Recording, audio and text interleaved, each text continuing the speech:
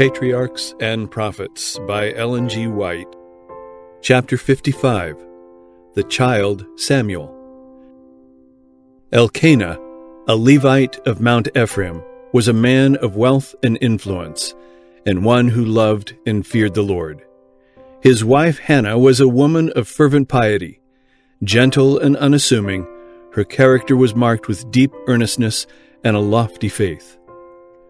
The blessing so earnestly sought by every Hebrew was denied this godly pair. Their home was not gladdened by the voice of childhood, and the desire to perpetuate his name led the husband, as it had led many others, to contract a second marriage.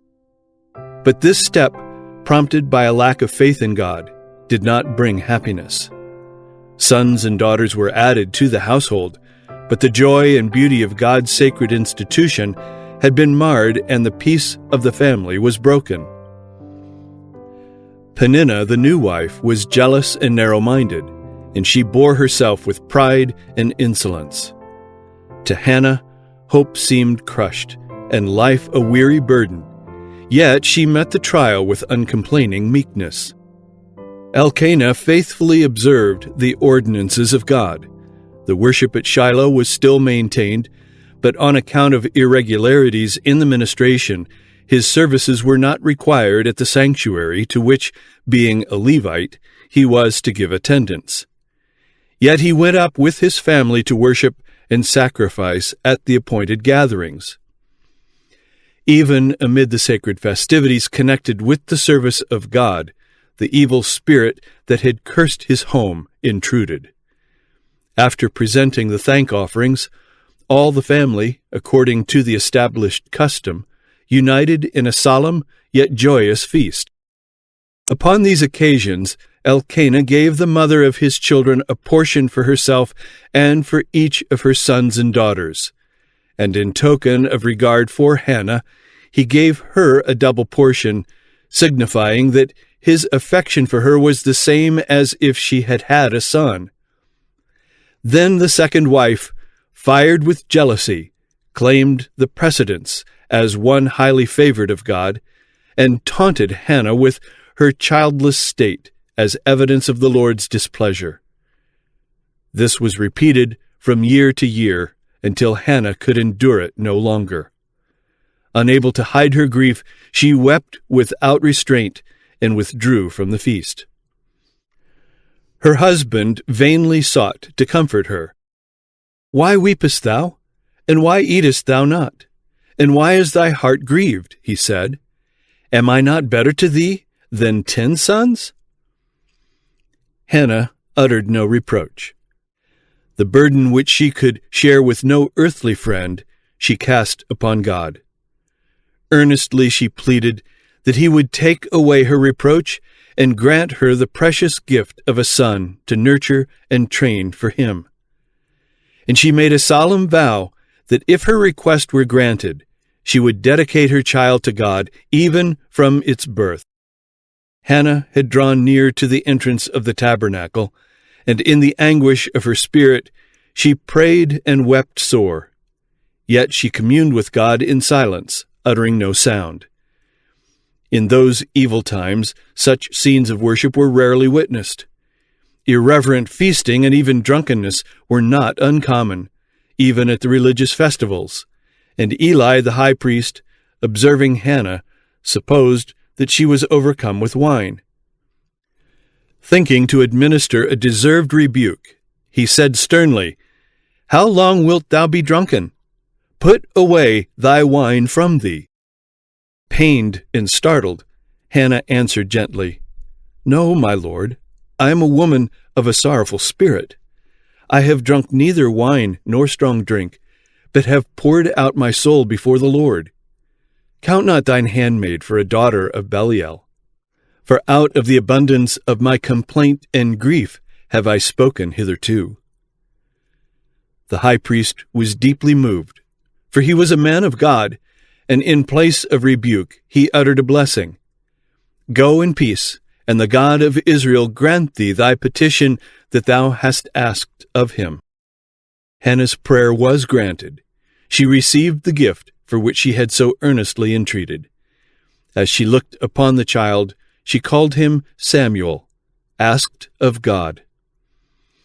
As soon as the little one was old enough to be separated from his mother, she fulfilled her vow. She loved her child with all the devotion of a mother's heart. Day by day, as she watched his expanding powers and listened to his childish prattle, her affections entwined about him more closely. He was her only son, the special gift of heaven, but she had received him as a treasure consecrated to God, and she would not withhold from the giver his own. Once more Hannah journeyed with her husband to Shiloh and presented to the priest, in the name of God, her precious gift, saying, "For this child I prayed, and the Lord hath given me my petition which I asked of him. Therefore also I have lent him to the Lord. As long as he liveth, he shall be lent to the Lord." Eli was deeply impressed by the faith and devotion of this woman of Israel.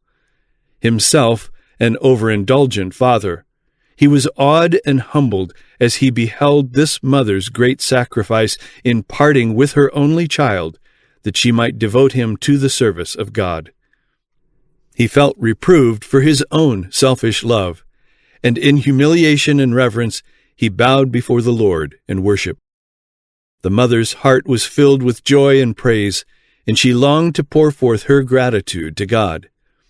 The spirit of inspiration came upon her, and Hannah prayed and said, "My heart rejoiceth in the Lord.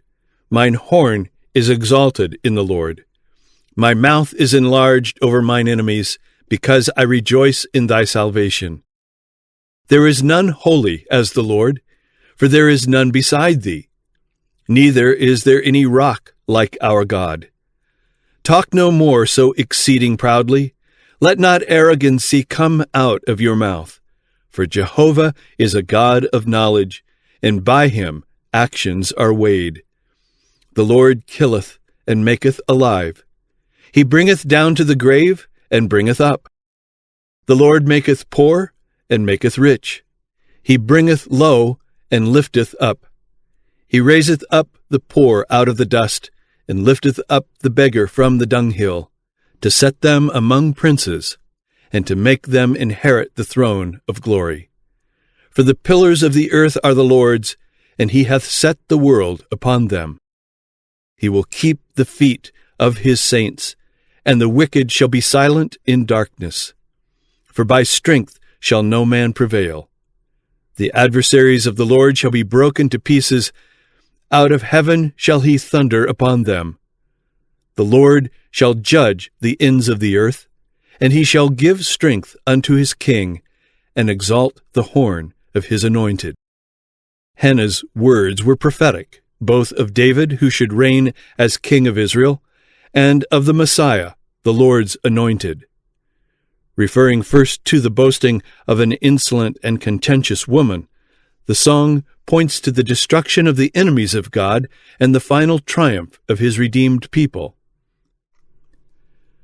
From Shiloh, Hannah quietly returned to her home at Ramah, leaving the child Samuel to be trained for service in the house of God under the instruction of the high priest. From the earliest dawn of intellect, she had taught her son to love and reverence God, and to regard himself as the Lord's. By every familiar object surrounding him, she had sought to lead his thoughts up to the Creator. When separated from her child, the faithful mother's solicitude did not cease. Every day he was the subject of her prayers. Every year she made with her own hands a robe of service for him, and as she went up with her husband to worship at Shiloh, she gave the child this reminder of her love. Every fiber of the little garment had been woven with a prayer that he might be pure, noble, and true. She did not ask for her son worldly greatness, but she earnestly pleaded that he might attain that greatness which heaven values, that he might honor God and bless his fellow men. What a reward was Hannah's, and what an encouragement to faithfulness is her example. There are opportunities of inestimable worth interests infinitely precious committed to every mother. The humble round of duties which women have come to regard as a wearisome task should be looked upon as a grand and noble work. It is the mother's privilege to bless the world by her influence, and in doing this she will bring joy to her own heart. She may make straight paths for the feet of her children through sunshine and shadow to the glorious heights above. But it is only when she seeks in her own life to follow the teachings of Christ that the mother can hope to form the character of her children after the divine pattern. The world teems with corrupting influences. Fashion and custom exert a strong power over the young. If the mother fails in her duty to instruct, guide, and restrain, her children will naturally accept the evil and turn from the good. Let every mother go often to her Savior with the prayer, "Teach us, how shall we order the child, and what shall we do unto him?" Let her heed the instruction which God has given in His Word, and wisdom will be given her as she shall have need. The child Samuel grew on, and was in favor both with the Lord and also with men. Though Samuel's youth was passed at the tabernacle devoted to the worship of God, he was not free from evil influences or sinful example. The sons of Eli feared not God, nor honored their father. But Samuel did not seek their company nor follow their evil ways. It was his constant endeavor to become what God would have him. This is the privilege of every youth. God is pleased when even little children give themselves to His service. Samuel had been placed under the care of Eli, and the loveliness of his character drew forth the warm affection of the aged priest. He was kind, generous, obedient, and respectful. Eli, pained by the waywardness of his own sons, found rest and comfort and blessing in the presence of his charge.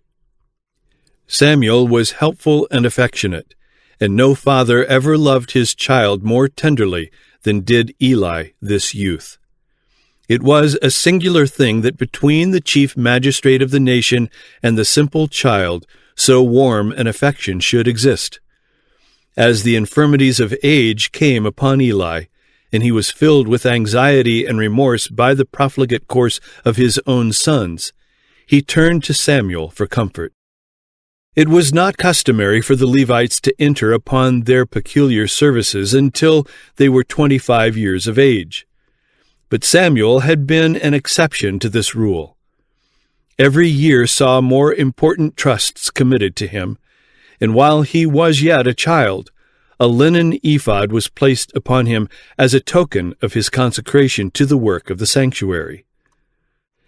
Young as he was when brought to minister in the tabernacle, Samuel had even then duties to perform in the service of God, according to his capacity. These were at first very humble and not always pleasant, but they were performed to the best of his ability and with a willing heart.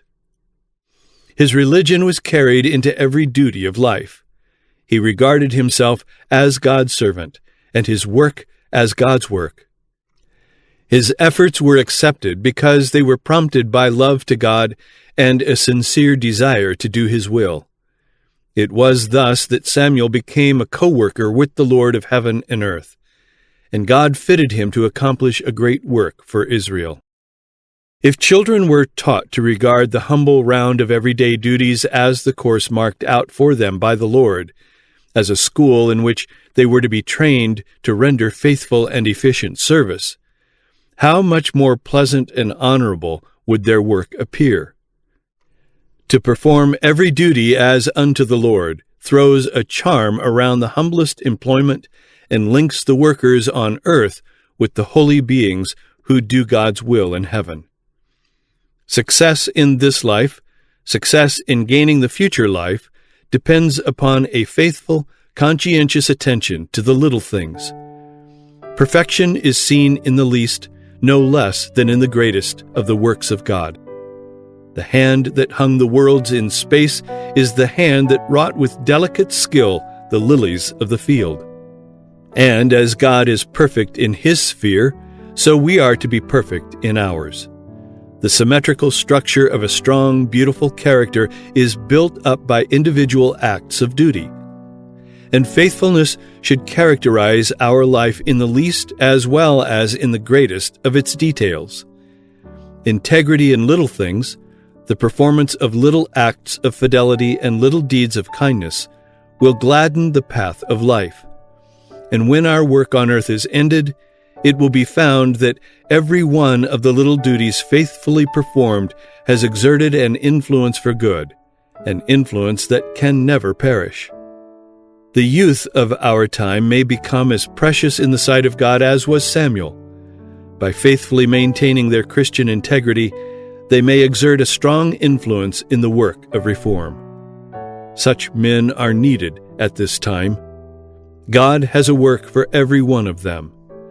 Never did men achieve greater results for God and humanity than may be achieved in this our day by those who will be faithful to their God-given trust.